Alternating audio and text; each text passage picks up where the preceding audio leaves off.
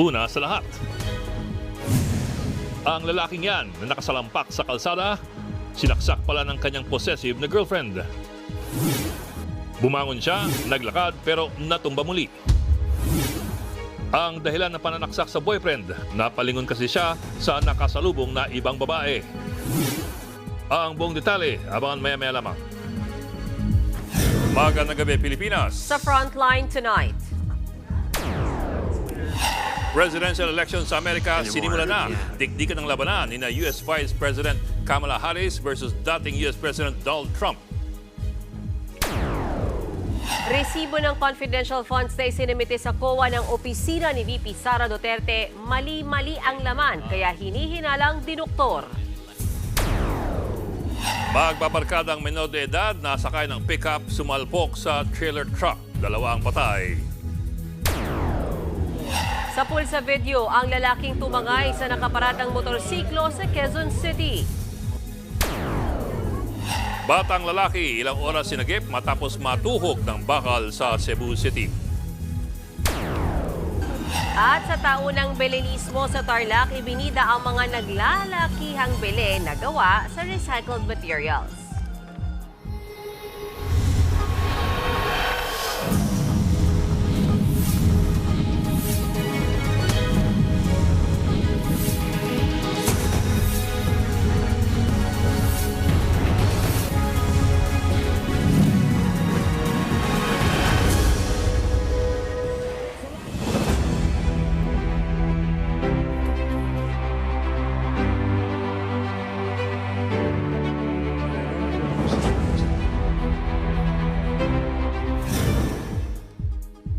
Magkakaalaman na kung sino kinang Kamala Harris at Donald Trump ang susunod na Pangulo ng Amerika. Nagsimula na ang botohan at sa kasaysayan ng Amerika, ito na raw ang pinakadikdikang laban. Nasa frontline na balitang yan, Gerard de la Peña.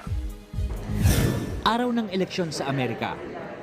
Maagang pumila ang mga Amerikano para bumoto ng susunod nilang presidente sa pagitan ni US Vice President Kamala Harris ng Democrats at former US President Donald Trump ng Republicans. Kabilang sa mga unang bumoto ang 6 na residente sa maliit na bayan ng Dixville sa New Hampshire. Tabla sina Harris at Trump dito. Ilang residente na rin ang unang bumoto via mail, gaya ng mga Filipino-American na nasa California. Tulad ng mga Amerikano, hati rin ang kanilang boto. Si Evangeline, binoto si Harris. I'm always a Democrat. You are, okay. Yeah, I'm very proud to say with our culture in the Philippines, I know where to stand. Kay Trump naman ang boto ni Eufemia. May mga good side kasi tsaka bad side. We tend to we less evil. Abortion? I really don't. That's why. That's why. That's why. Yeah, that's why my heart is with Republican because Aabot sa 4.2 million ang populasyon ng Philam sa Amerika. Higit 2 milyon ay mga botante. Sila ang third biggest Asian American population sa Amerika, pero hindi rin masasabing solido bumoto. Para manalo, kailangan ng at least 270 electoral votes ni Trump at Harris. Ilan sa mga lugar na masasabing dikdikan ng laban, ang battleground states ng Arizona, Georgia, Michigan, Nevada, North Carolina, Wisconsin, lalo na sa Pennsylvania. Ayon nga sa ilang analyst, kung sino man ang manalo sa Pennsylvania ay mataas ang tsansang manalo sa eleksyon. Naniniwala riyan si Gabriel Young ng Filipino Young Professionals na boto kay Kamala Harris. Breaking it down by the Electoral College of votes, Pennsylvania itself holds a majority of it. I can't get the number off the top of my head, but what I was 16. witnessing was different scenarios. So what could happen is that Harris wins the Rust Belt. So the Rust Belt is defined as Wisconsin, Michigan, and Pennsylvania. Pero sa ngayon daw, matindi ang dalang stress ng eleksyon sa mga Amerikano, lalo na sa mga kabataang botante. Things are very tense, very stressful. There's a lot of tension through the air right now, and this might be one of, if not the most important election in our lifetimes. And so there's a lot of stress and pain going around right now. Para naman sa geopolitical analyst na si Don McLean Gill, kahit sino pa man ang manalo, mananatiling matatag ang bilateral ties ng Pilipinas at Amerika. The Philippine-U.S. alliance would remain relevant regardless of who is in charge. If we look into a Harris administration, we would see a relatively more continuity in institutional building. But on the other hand, when we look into the Trump administration, we have to remember that it was under President Trump's administration that the MDT was clarified, a geographic scope encompassing the South China Sea. Nagbabalita mula sa Frontline, Gerard de la Peña, News 5. At kaugnay pa rin ng kasalukuyang presidential election sa Amerika, kumuha po tayo ng live update mula sa Washington, D.C. mula kay Jovenal Joby Francisco. Joby, good morning dyan. Good morning. Good morning, Ed and Mayan. At 2 hours and a half na mula nung nagbukas ang botohan dito sa Amerika, or specifically dito sa aking binisita na polling precinct or voting center sa tinatawag na Martin Luther King Public Library. So makikita nyo sa aking likuran, pakita lang natin na mahaba na ang pila. So itong pila na to ay galing sa labas, ay magsisimula dito at iikot na yan hanggang doon sa kabuuan nitong hall na ito dito sa library na ito. At ating puntahan, Mayan, para mapakita natin kung paano ginagawa ang botohan dito sa Amerika. Ipabalik na rin ko lang yung camera para ma-appreciate natin yung buong proseso na ito. Okay, so from this line, Ed and Mayan, so they're waiting kasi kailangan nilang pumunta dito sa registration clerk or sa table na ito for verification ng kanilang credentials or ng identity nila. And then they will transfer to that area sa dulo niyan kung saan ibibigay yung balota. Pagkakuha nila ng balota nila, Ed, ay dalawa ang pwede nilang pili ang paraan para i-accomplish yung kanilang pagboto or yung form. Itong isa ay yung manual by use of blue or black ink, ang gagamitin sa sariling kamay or sulat. At dito naman sa isang banda ay pwede niyong gamitin yung mga ballot marking device or yung mga machines na mamarka doon mismo sa inyong balota. Mas marami may gusto nitong option na ito. And after ka maka-accomplish ng balota mo, ay pupunta ka dito sa reading machine na ito kung saan ipapasok ang inyong sa kanilang mga boto. Ed. Joby, curious lang kami. Nakaboto na ba? Alam mo ba kung Yes. nakaboto na sila presidential candidates Kamala Harris and Donald Trump? Ang very sure na si Kamala Harris, sa VP Kamala Harris ay nakaboto na via mail, early voting, at ito'y pinadala na sa kanyang sa California. At nakatakda na bumoto si former President Trump sa Florida ngayong araw na ito. At magkakaroon ng watch party doon si former President Trump. Samantalang, nandito na ngayong umaga hanggang mamayang gabi sa Washington, D.C., si Vice President Kamala Harris at magkakaroon siya ng event with some students sa Howard University. Okay. Joby, let's talk about yung Phil-Am community dyan. You've been in touch with them for the past few days. Ano yung important issues or pegs ng Phil-Am community dyan? For example, West Philippine Sea ba? Is that under consideration? Or what about, for example, rights, reproductive rights, and immigration, and yung mga ganun, and inflation?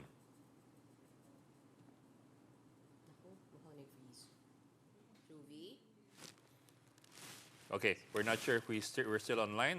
Mukhang nag-freeze si Joby Francisco, who has been reporting to us live from one voting precinct.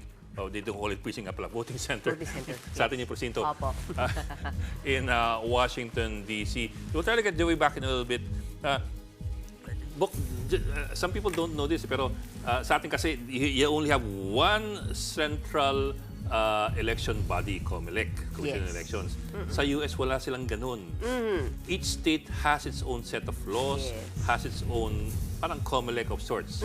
So iba-iba silang lahat. Pati mga makina ginagamit nila, iba-iba yan. rin. Oo. Alam mo, interesting. Pati Sana mga kung- batas sila, iba-iba yan. Hindi, tsaka for me, sa atin glaring talaga yung ibang klase ng pagbibilang nila. Yun nga sana yung next kong itatanong kay Sir Jovi. And I'm sure, alam mo rin kung paano yung klase ng pagbibilang nila. Hindi kagaya dito, sir, na Electoral paramihan. Oo, dito, paramihan, yun ang panalo. Tama-tama. Sa kanila, iba eh. Explain ako dyan. Ayan, very good.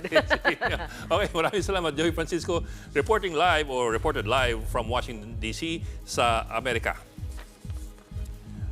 Marahil po, paulit-ulit yung naririnig ang konsepto ng Electoral College sa US elections, gaya po nga ng sabi ni Mian Los Baños. Bagamat pareho tayong demokrasya kung saan may karapatang bumoto ang isang mamamayan, magkaiba po tayo ng sistema. Medyo mas komplikado ang sistema sa US dahil parang mas binibigyang halaga ang kapangyarihan at ang boses ng mga estado o yung mga states. Kuha mo na, pangalan pa lang, United States. Isa po itong bansa kung saan nagkasundo lamang ang ilang estado na magbuklod-buklod at magkaisa. Sa ngayon po, meron silang 50 states. Sa kabila nito, madalas ay mas malakas pa nga ang boses at kapangyarihan ng mga individual states kaysa sa federal government sa Washington, D.C. Kaya po sa kanilang eleksyon, meron silang tinatawag na Electoral College. Ngayon, sa Pilipinas, popular vote po ang gamit natin. Kung susumahin mo ang lahat ng boto ng isa't isang mga probinsya, higit 80 po yan, ang presidential candidate na may pinakamaraming boto, siya po ang panalo sa atin. Halimbawa, kung 5 billion votes ang isa at 6 million votes naman ang pangalawa, yung may 6 million votes, syempre, siya po ang uupo sa Malacanang. Mas komplikado po sa US. Doon kasi, ang kailangan mo may panalo ay ang electoral votes ng Electoral College na manggagaling po doon sa 50 states. Meron pong 538 electoral votes all in all. Naka-distribute po yan sa 50 states. Depende sa laki ng kanilang mga populasyon. Yan po, kita nyo sa mapang ito, ang distribusyon ng electoral votes sa bawat estado. For example, ang California po, merong 39 million population. Siya po ang pinakamalaki in terms of population. Kaya siya may pinakamaraming electoral votes na 54. Ang state ng Alaska, saan si Alaska? Yun ata, dapat nandun yun. Ang Alaska, meron pong 700,000 na populasyon. Ang may pinakakaunting electoral votes, nasa 3 lamang. Well, di lang siya. Meron pang 3 ganun, 3 lamang ang kanilang electoral votes. Ngayon, kung sino makakuha ng mayorya ng electoral votes, pag binilang po lahat yan, or 270 electoral votes, siya po ang panalong Pangulo. Ang tanong ngayon, so paano mo nalaman kung kanino mapupunta ang electoral votes ng, for example, California or Alaska? Kanino mapupunta yung 54 o yung 3 ng Alaska? Diyan po papasok ang US voter sa bawat estado. As a general rule, ang kandidato makakuha ng popular vote sa isang estado, sa kanya po mapupunta ang lahat ng electoral votes ng estadong yon. Kumbaga, winner take all. So, kung manalo po si Kamala Harris sa popular vote ng California, for example, nakuha niya yung majority ng vote sa California, sa kanya mapupunta ang lahat ng 54 electoral votes ng California. Ito pa po, komplikasyon. Noong 2016 elections, lamang po si Hillary Clinton kay Donald Trump ng 2.9 million votes. Pero hindi siya nanalo. Ang nanalo po si Trump. Dahil sa huli, ang nakuha po ni Trump ay 304 electoral votes. Bakit po ganon? Dahil nga, winner takes all pagdating sa electoral votes ng isang estado. Halimbawa, sabihin nating nanalo po si Hillary Clinton sa California popular vote. Wala po kasing pinagkakaiba kahit mag-landslide win siya o lumamang lamang siya ng isang boto. Sa huli, ang kanya makukuha ang electoral votes mula sa California ay 54 pa rin, kahit ilang milyon ang kanyang electoral margin doon sa estadong yun. Ang tanong na marami, bakit ganun ang bilangan? Balikan po natin ang concept ng US. Mga nagbuklod-buklod lamang ito ng mga estado. Importante po sa kanila na may boses pa rin kahit ang mga estado na maliit lamang ang populasyon. Gaya nga po ng Alaska o Wyoming or North Dakota, 3 electoral votes. Kung hindi mabigyan ng malakas na boses ang mga maliliit na estado, wala po silang dahilan para magpatuloy sa Estados Unidos. Kaya't ganyan po ang patakaran ng US elections. Bagamat naririnig pa rin ang boses ng botante, indirect na lang po ito. Ang mga estado pamamagitan ng kanilang Electoral College ang siyang boboto para sa pagkapangulo. Bago matapos ang linggong ito, target ng LTO na matunton ang luxury SUV na gumamit ng plakang pang-senador at iligal na dumaan sa EDSA busway. Nasa frontline ng balitang yan si Brian Basa. Sa viral video ng di umano'y senatorial SUV na pasaway sa EDSA busway, tansyado ng Land Transportation Office ang model nito. Isang puting Cadillac Escalade na 2015 hanggang 2020 model. Una nang sinabi ng LTO na peke ang plakang ginamit ng luxury SUV. Wala raw silang inisyong plakang 7 sa isang puting Cadillac Escalade. Ang naging challenge po natin dito, yung pong harap na plaka at yung likod na plaka ay pareho pong number 7. So amin pong tinitignan yung iba pong ibang marks or unique code identification ng isang sasakyan.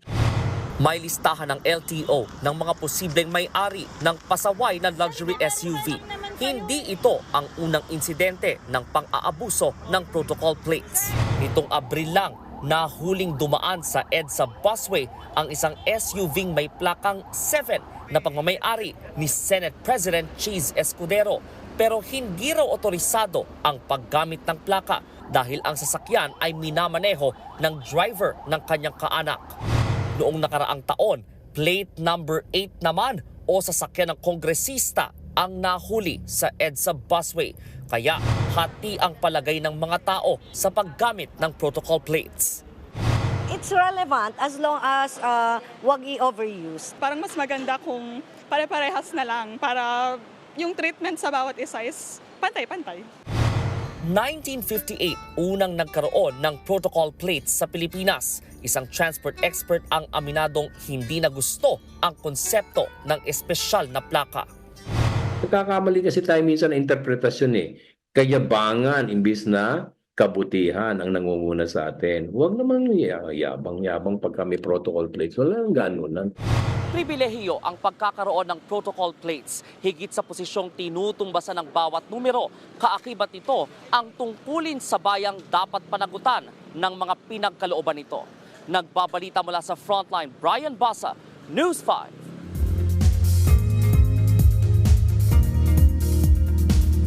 Bahagyang lumakas ang Typhoon Marce habang papalapit sa kalupaan. Huli itong namataan 480 km silangan ng Etsage, Isabela. Umabot sa 130 km per hour ang lakas itong hangin. Signal number 1 ngayon sa Cagayan Valley, Ilocos Provinces at halos buong Cordillera Region. Ayon po sa Pag-asa, bahagya rin nagpapaulan na buntot ng bagyong Marce sa Eastern Visayas at sa Mindanao.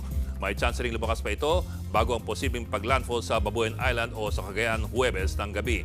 Kapag nangyari yan, mararanasan ng malakas na ulan sa Northern Luzon. Kaya't ingat po mga kapatid. Susunod, bata naglalaro sa Cebu City, natuhog ng bakal sa bakod. Babaeng na bad trip sa boyfriend niyang tumingin sa ibang babae na naksak. At Liza Soberano may special appearance sa music video ng Thai superstar na si Bright. Magbabalik pa ang Frontline tonight. Mga kapatid, Ed Lingaw po, nasa Estados Unidos, Canada o saan mang dako ka ng mundo, manatiling may alam at may pakialam sa mga mainit na balita dito sa ating bansa. Simulan natin ang bawat araw sa tuloy-tuloy na balitaan sa Frontline. Mag-follow at mag-subscribe sa social media pages ng News 5.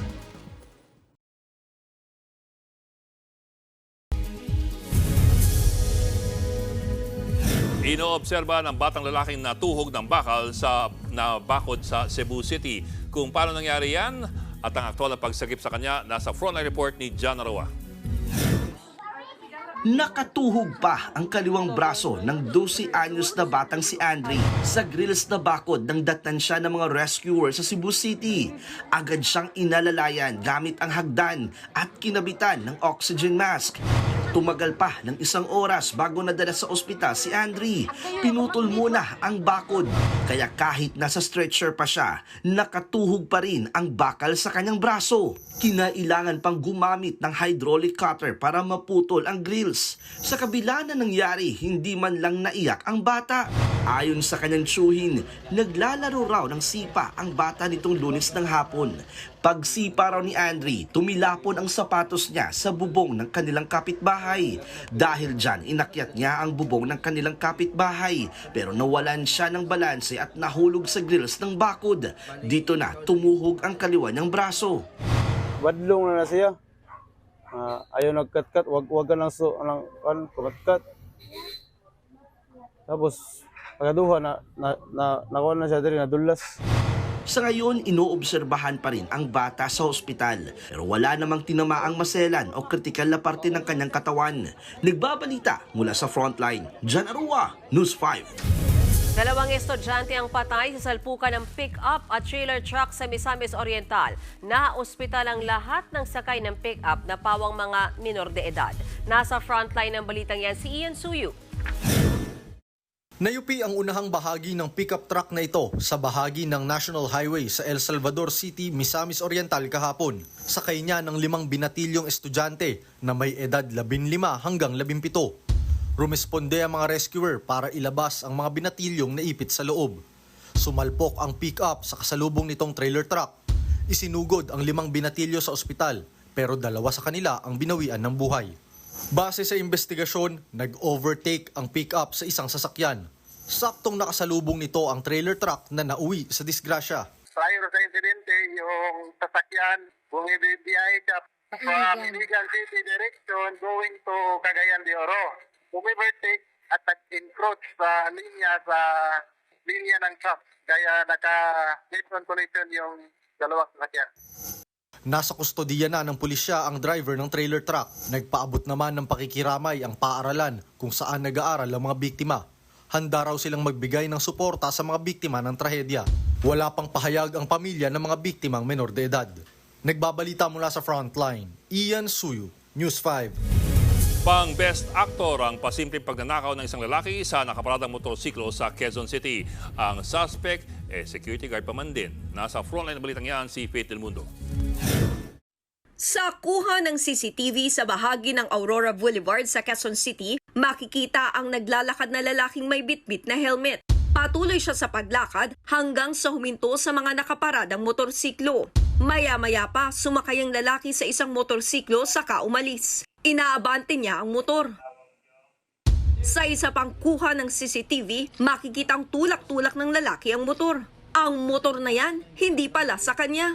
Ayon sa QCPD, nangyari ang pagtangay ng motorsiklo alas 4 ng hapon ng Lunes. Sinundan natin yung kanyang pathway at doon natin siya natagpuan sa bahagi po ng Imperial dito sa Barangay Rodriguez. Nakalap natin impormasyon na may hinihintay siyang sakyan na dadalhin ito sa Maynila para ito ay ibenta. Aminado naman ang suspect na isang security guard sa kanyang nagawa. November 2 nabenta ko po dahil po sa sugal po.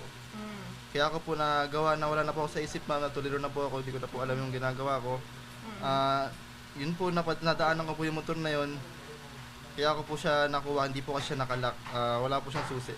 Desidido naman ang may-ari ng motor na isang estudyante na kasuhan ng suspect. Para di na makaulit, ma'am.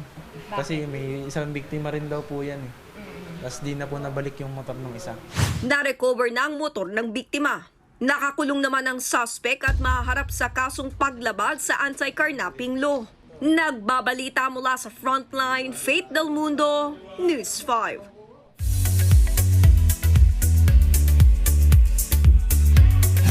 Showbiz Tonight na tayo. Nag-team up ang Pinay Pride na si Liza Soberano at Thai superstar na si Bright para sa upcoming single niyang Long Showers. Pati sina Skaz Takli at Denise Laurel may pangmalakasang collab din. Yan at iba pa sa report na to. Parang panaginip na may halong kirot sa puso. Ganito ang pasilip sa upcoming music video ng Thai superstar na si Bright na Long Showers. Couple sila dito ng Pinay Pride na si Liza Soberano. Looking hot naman ang atake nila sa behind-the-scene post ni Bright sa Instagram. Sa November 8 na ilalabas ang music video. Ito ang first international project ni Liza matapos niyang lumipat sa Singapore-based talent management na Wild. Sumikat naman si Bright sa boys love series na Together. Isa rin pang malakas ang collab ang upcoming song ng rapper na si Skaz Takli at singer na si Denise Laurel. Yan ang Ligaw na Bullet. Channeling their hip-hop vibes naman ang peg nila sa kanilang photoshoot. Base naman sa IG post ni Denise, may special participation din sa upcoming single ang dati niyang love team na si Rafael Rosel. Bukas na yan magpapakinggan. May mga baon pa akong chika kaya dyan lang kayo mga kapatid. Susunod, mga resibo ng gastos ng confidential funds ng opisina ni VP Sara Duterte hinihinalang dinuktor. Selos ang girlfriend, napatay sa saksak ang nobyong tumingin sa ibang babae. At Jaeyoon ng K-pop group na NCT nagsimula na sa kanyang mandatory military duty. Tutok lang mga kapatid dito sa Frontline Tonight. Mga kapatid, Mean Los Baños po. Nasa Europa o saan mang dako ka ng mundo, manatiling may alam at may pakialam sa mga maiinit na balita dito sa ating bansa. Simulan natin ang bawat araw sa tuloy-tuloy na balitaan sa Frontline. Mag-follow at mag-subscribe sa social media pages ng News 5.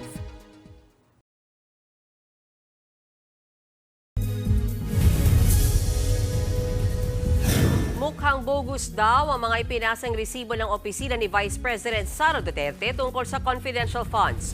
Mali-mali kasi ang mga impormasyong nakalagay sa resibo, kaya mukhang binulsa lang daw ng bise ang pondo. Nasa frontline ng balitang yan si Marian Enriquez.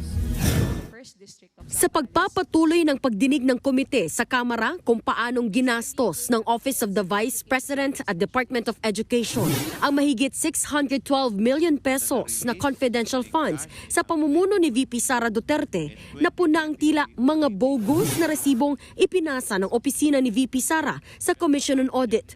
Partikular ang mga acknowledgement receipt na may petsang 2023 kahit ginamit ang mga ito para ipaliwanag ang confi funds noong 2022. Depensa ng OVP, nagkamali lang sila ng pagsusulat. They said they have inadvertently contained clerical or typographical errors indicating 2023 instead of 2022. Pero hindi yan bumenta sa mga kongresista, lalo't 158 resibo ang mali ang inilagay na taon na nagkakahalaga ng halos 24 million pesos. This was a mistake that was committed after the fact. They were rushing to comply with yung mga butas po na lahat ng COA. So it could also be na these are ARs belatedly prepared. May mga resibo ring may petsang November 2022 kahit December 2022 lang nag-issue ng tseke para sa confidential funds ng OVP. Meron ding mga resibong walang pirma, walang petsa at tila pare-pareho lang ang lumagda na kamukha ng pirma ng isang Assistant Chief of Staff ni VP Sara na si Lemuel Ortonio. Hindi tuloy na iwasang magduda ng ilang kongresista. Dalawang bagay lang ang nangyari. Di ba? Kasi either ibinulsa nung ni VP o ni STO o ginamit sa ibang bagay. Hindi ka paniwala, haka-haka o gawa-gawa lamang ang mga proyekto at programang pinaglaanan at ginastusan ng confidential funds. Kumbaga, bogus. Lumabas din sa pagdinig na maging ang chief accountant ng DepEd na si Runa Catalan nakatanggap ng siyam na sobreng may lamang cash na tig 25,000 pesos kada sobre. Mula raw ito noong February hanggang September 2023, galing umano sa opisina ni nooy DepEd Secretary Sara Duterte. I was made to understand by ASEC Shai na it is an allowance from the Secretary. Saan po nang galing na pondo ang source of fund nung allowance na binigay sa inyo? I didn't have the courage to ask. Hindi naman yan makumpirma dahil no-show sa pagdinig si VP Sara maging ang 7 opisyal ng OVP na pinatatawag ng komite. Muling nag-issue ng subpoena para humarap sila. Nagbabala rin ng mga kongresista na mag-i-issue ng contempt order sakaling hindi pa rin dumalo sa susunod na pagdinig. Kinumpirma naman sa pagdinig ni Attorney Michael Poa na nagbitiw na siya bilang spokesperson ng bise. Hanggang Disyembre pa dapat ang kanyang kontrata pero pumayag daw ang bise. Natapusin na ito. Nagbabalita mula sa Frontline, Marian Enriquez, News 5. Hindi babawasan at hindi rin dalagdagan ng Senado ang higit 700 milyong pisong panukalang pondo ng Office of the Vice President para sa susunod na taon. Iyan daw na pagkasunduan ng mga senador sa pagsisimula ng plenary debates para sa 2025 national budget bukas. Ayon kay Senador Grace Poe, bigo ang OVP na maibigay sa kanila ang mga dokumentong hinihingi ng Senado para maklaro ang ilang issue tungkol sa hinihingi nilang budget. Matatandang mula sa higit 2 billion pesos, sinapyasan ng Kamara ang hinihinging budget ng OVP sa 733 million pesos lamang. Biguro kasi ipagtanggol ni VP Sara Duterte ang panukalang pondo ng kanyang opisina matapos hindi sumipot sa mga budget hearings.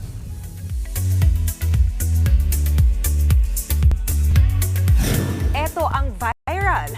Nalaglag sa stage ang frontman ng British rock band na Coldplay na si Chris Martin.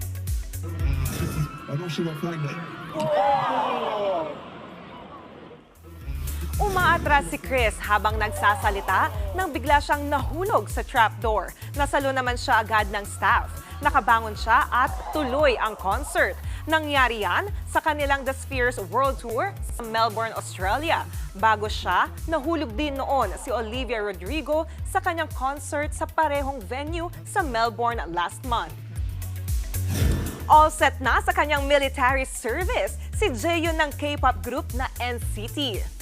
Nag-groupie ang ilang NCT members with Jaehyun. Kasama nila riyan si Taeyong na pinakauna sa grupo na nag-enlist sa military. Pinost din sa Instagram ni Jaehyun ang kanyang army haircut. Kahapon lang nang sinimulan niya ang kanyang mandatory military service sa South Korea. May ichichika pa ako mamaya kaya tutok lang mga kapatid. Abangan, lalaking napalingon sa ibang babae, patay matapos saksakin na nagselos niyang girlfriend. At mga naglalakihang bilin na gawa sa recycled materials, tampok sa Belenismo sa Tarlac. Tuloy-tuloy ang balitaan dito sa Frontline Tonight. Mga kapatid, Ed Lingaw po, nasa Estados Unidos, Canada o saan mang dako ka ng mundo, manatiling may alam at may pakialam sa mga mainit na balita dito sa ating bansa. Simulan natin ang bawat araw sa tuloy-tuloy na balitaan sa Frontline. Mag-follow at mag-subscribe sa social media pages ng News 5.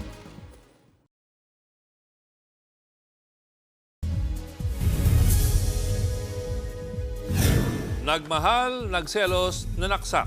Ganyan po ang ginawa ng isang babae sa Argentina. Napatay niya ang kanyang boyfriend dahil lang tumingin daw sa babaeng nakasalubong nila. Nasa frontline ng balitang yan si Brian Basa. Ito ang video ng pagtatalo ng magkasintahan sa Argentina. Kapansin-pansing tila hirap ng maglakad ang lalaking nasa likod. Sinaksak na pala siya ng kanyang nobya. Napaupo ang lalaki pero muli siyang bumangon at sinundan ang girlfriend. Sa ibang kuha ng CCTV, nakabulagta na ang binata. Binalikan siya ng nobya pero tumakbo palayo ang lalaki. Bumulagta na lang ang lalaki sa gilid ng establishmento. Sa halip na sagipin, pinag-uundayan pa siya ng saksak ng kanyang girlfriend. May nakakita sa pangyayari at agad tumawag ng rescuer. Pero hindi na nila naabutang buhay ang binata. Kinilala ang biktimang si Mariano Grinspoon, 23 anyos. Kinilala naman ang suspect na si Natacha Palavecino, 32 anyos. Nag-ugat ang pananaksak nang batiin ng lalaki ang nakasalubong nilang babae sa daan. Wala namang mali siya dahil kaklase pala ito ng biktima. Bago saksakin ng boyfriend, nasaksak na rin pala ng suspect ang pinagselosang babae. Lumitaw rin na dati na palang nasaksak ng suspect ang una niyang ex-boyfriend. Mahaharap ang babae sa kasong murder. Nagbabalita mula sa Frontline, Brian Basa, News 5.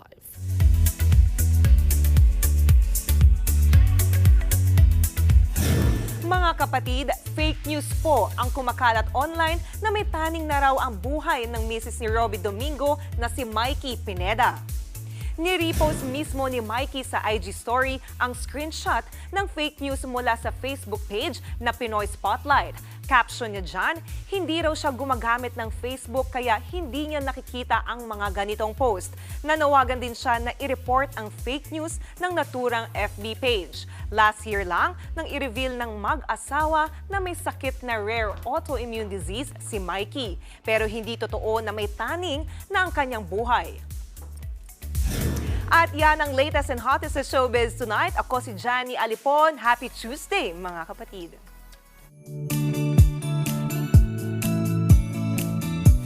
At para naman sa ating pabaong pampagood night, Paskong Pasko na sa Tarlac na kilalang Belen, capital of the Philippines. Umarangkada na ang taunang Belenismo o pista ng mga naglalakihang Belen. Silipin natin sa report ni Gary De Leon. Mga Belen na gawa sa recycled materials. Yan ang tampok sa taunang Belenismo o Belen Festival ng Tarlac. Binuksan ang selebrasyon sa kantahan, sayawan at ang pagpapailaw ng mga naglalakihang Belen. Aabot sa 60 giant Belen ang ibinida ngayong ika-17 taon ng Belenismo. Belenismo focuses on the importance of Christmas. And yan yung kapanganakan ni Kristo sa sabsaban. Hindi ang regalo or bagagarang pasyalan, kundi bumalik tayo sa ating Panginoon. Ang Belen na ito sa bayan ng San Clemente, ginamitan ng mga materyales mula sa bukid. Ang main material na ginamit namin ngayong taon ay paper black. Mayroong component ng giniling na basura. Ang Belen naman ng Tarlac Agri University, gawa sa recycled na kawayan. Inspiration of our Belen is from the folk, si Malakas at si Maganda. Kaya may biyak na kawayan dyan. Si Malakas at si Maganda nagsilang ng pag-asa. Bukas ang Belenismo hanggang sa unang linggo ng Enero para sa mga bibisita. Mas mabuting mga 6:00 ng hapon dumayo para makita ang kulay at ganda ng pailaw ng mga Belen. Pero sa huli, hiling ng Tarlac Heritage Foundation, samahan ng panalangin ng kapayapaan at pagkakaisa ang paggunita natin sa kapanganakan ni Kristo. Magbago man daw mga palamuti ngayong Pasko sa mga tahanan ng ating mga kababayan, iisa pa rin daw ang Belen na sumusimbolo ng pagkakaisa, pagmamahalan ng bawat pamilyang Pilipino. Nagbabalita mula sa Frontline, Gary De Leon, News 5. Belenismo is Spanish for the art of making a Belen. Its origin dates back to 1223 when Saint Francis of Assisi was then a deacon, built the first Belen. Akala ko sa atin yung Belen. So, thank you for that, ah. Akala ko urig sa atin yung Belen. Pala. Thank you for that. Si Saint Francis pa. Another, na naman tayo. Dagdag knowledge. Bukas, paledwal yan, ah. Para sa mas... Pag may knowledge, may power. Pak! Ernie Baron yan? O, sige. Gusto mo lang itawa. 50 days na lang po at Pasko na. Yan pong 45 minutos pag-imal sa lagang headlines. Bali tayo ng diskusyon para sa paghubog ng matalinong opinyon. Kami yung kasangga sa pagbabalita. Ay, sa ngalan ni Melos Baños. Na nandito na po ako. Ako si Atligaw. Magandang gabi.